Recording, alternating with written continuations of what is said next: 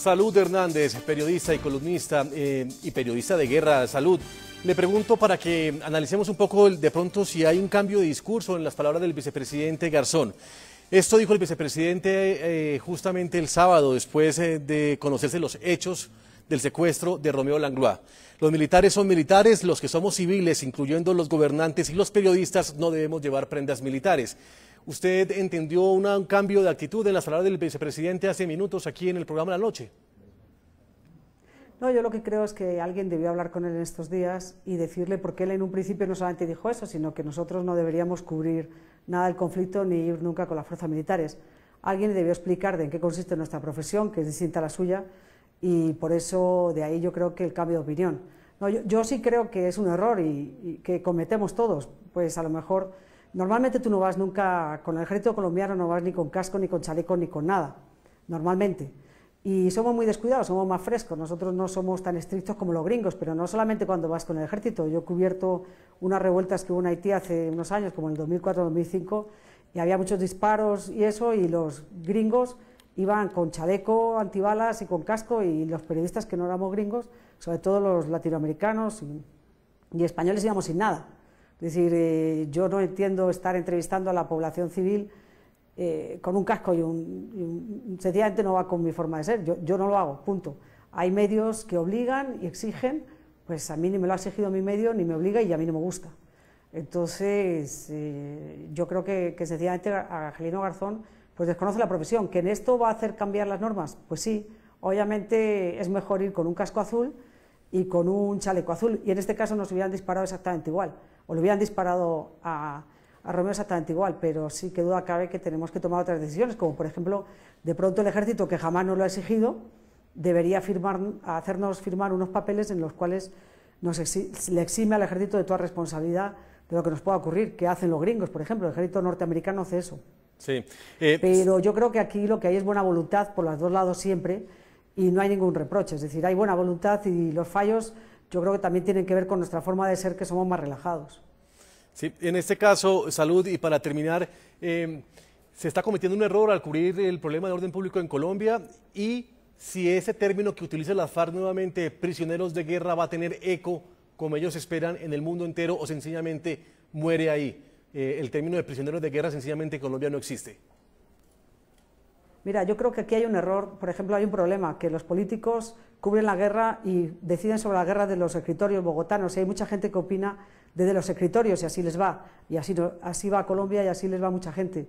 Yo creo que la guerra y el conflicto hay que cubrirlo desde el sitio donde se producen los hechos, no se puede hacer en la distancia. Entonces es absurdo poner cortapisas. Lo que se pueden tomar son medidas para que al menos cumplamos las normas, las normativas internacionales, digamos, al menos que sobre el papel estemos todos cubiertos como si tuviéramos un seguro, ¿no?, que nos obligara a determinadas cosas. Pues, y en cuanto a qué efectos va a tener esto en las FARC, sí, pues que van a quedar como lo que son ante todo el mundo, como unos criminales, es decir, que no respetan absolutamente nada, porque pensar que un periodista como Romeo puede ser considerado prisionero de guerra es que es completamente ridículo. Ese es una persona que ha hecho reportajes de las FARC, es un hombre que escribe y que todo lo hace con una enorme objetividad, y lo único que intenta presentar son todas las caras del conflicto. Si las FARC lo quieren secuestrar y tenerlo, pues yo creo que cometen un error gigantesco, casi pues igual de grave a cuando secuestraron a Ingrid, o peor. Yo creo que van a concentrar el repudio de todas partes. Salud Hernández, muchas gracias por acompañarnos en la noche de NTN 24 y por compartir sus opiniones con este pueblo de América Latina. Gracias a vosotros. Señor Alfredo Rangel, las mismas preguntas. ¿Qué tanto eco puede tener el tema de hablar nuevamente de prisioneros de guerra en Colombia? ¿Es un tema que muere con la idea, o sencillamente están buscando algo de más de protagonismo las FARC a nivel internacional? No, yo insisto, las FARC van a aprovechar este incidente, van a aprovechar esta circunstancia. No sabemos qué tan bien les vaya, pero conociendo, digamos, cuál es la forma de pensar, la lógica interna de las FARC, creo que van a presionar al gobierno colombiano para liberar a este corresponsal francés a cambio de algo. Porque digamos, desde su punto de vista, esto no es un secuestro, sino es una captura en medio de un combate, en una acción de guerra, y el periodista estaba vestido con prendas militares, lo que lo hace un prisionero de guerra. Obviamente esto no tiene ningún sentido para nosotros, para ellos tiene todo el sentido y creo que, digamos, el hecho es que ellos tienen capturado a el periodista francés y son ellos los que van a decidir en qué momento lo sueltan y a cambio de qué lo van a soltar. Las FARC, ya lo sabemos, después de 40 años de guerra, poco les importa que se piense o se hable mal de ellos. Han capturado mucha gente, son por lo menos 400 civiles los que están en su poder actualmente y no los van a liberar sino cuando las familias de esos secuestrados les paguen la extorsión. Y en este caso creo que van a generar un conflicto diplomático entre el gobierno colombiano y el gobierno francés y a tratar de que el gobierno francés presione al gobierno colombiano para, por ejemplo, liberar algunos guerrilleros de las FARC de las cárceles del país a cambio de la liberación del periodista francés. Yo muy cordialmente le sugeriría al ejército colombiano que en estos casos de operativos militares de riesgo, de alto riesgo, evitara en lo posible tener la presencia de periodistas, sobre todo de periodistas internacionales, para evitar precisamente vernos envueltos en estas circunstancias que creo yo hasta ahora está empezando el lío diplomático a propósito de la captura y de la liberación de este periodista. Y muy brevemente, doctor Rangel, en ese análisis internacional hablemos un poco de lo que puede pasar en las elecciones presidenciales en Francia que ya se avecinan. ¿Le sirve esto a Sarkozy para su campaña intentar retomar la presidencia de Francia o con esto es una carta perdida?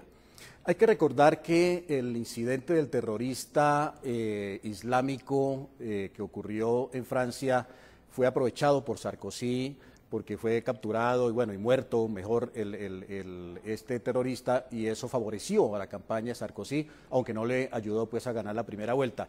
Va a depender de la manera en que se desarrollen los acontecimientos si esto perjudica o favorece al presidente francés. Muy seguramente, podría uno decir, si no se libera al periodista antes de la segunda vuelta, eso va a perjudicar al gobierno de Sarkozy. Y si se ha liberado, muy seguramente lo va a favorecer. Pues señor Alfredo Rangel, muchas gracias por acompañarnos en la noche de NTN24. Sus opiniones, como siempre, muy importantes para este pueblo de América Latina. Un placer y buena noche para todos. A todos nuestros televidentes los invito a que envíen sus comentarios a www.ntn24.com. Escriban en Twitter @NTN24, a Segurizati NTN24. La noche seguirá encendiendo las luces para que usted vea el punto clave de la noticia. Buenas noches.